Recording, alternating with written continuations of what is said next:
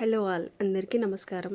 ఈ వీడియోలో ఎప్పుడు తినే బజ్జీలు, ఆనియన్ పకోడీ, మిర్చి బజ్జీలు అలా కాకుండా కాకరకాయతో బజ్జీలు ఎలా వేసుకోవాలో నేను చెప్తాను.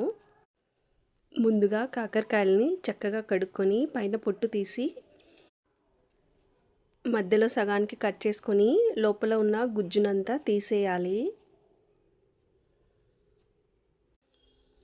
అలా అన్నీ తీసుకున్న తర్వాత ఒక బౌల్లోకి వేసుకొని వాటర్ వేసి అందులోకి సాల్ట్ వేసుకొని బాగా కలుపుకోవాలి. ఎందుకంటే ఆ కాకరకాయలో ఉన్న చేదంతా పోవడానికి. అలా కడుక్కున్న కాకరకాయ ముక్కల్ని పక్కకు తీసుకొని పొడువుగా కట్ చేసుకొని పెట్టుకోవాలి ఇలాగా. తర్వాత ఒక బౌల్ తీసుకొని అందులోకి ఒక కప్పు శనగపిండి, 2 స్పూన్స్ కార్న్‌ఫ్లోర్, హాఫ్ స్పూన్ వాము, హాఫ్ స్పూన్ జీలకర్ర, తగినంత గరం మసాలా, తగినంత కారం పొడి, మన టేస్ట్కి తగ్గట్టు సాల్ట్, తగినంత అల్లం వెల్లుల్లి పేస్ట్ కూడా వేసుకొని బాగా కలుపుకోవాలి.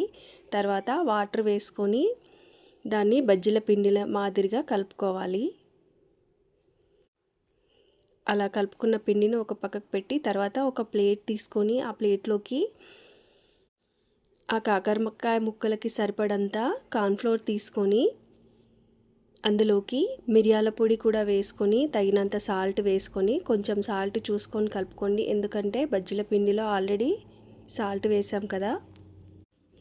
ఇప్పుడు ఇలా కలుపుకున్న పిండిలోకి ఈ కాకరకాయ ముక్కలకంతా పట్టించాలి ఈ పిండిని.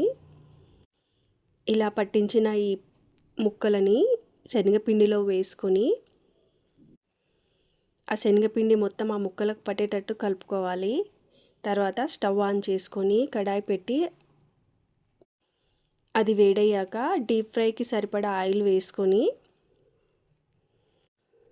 ఆ కాకరకాయ ముక్కలని అందులో వేసి మీడియం ఫ్లేమ్లో వేయించుకోవాలి. అప్పుడే అవి లోపల కూడా మంచిగా చక్కగా కాలుతాయి.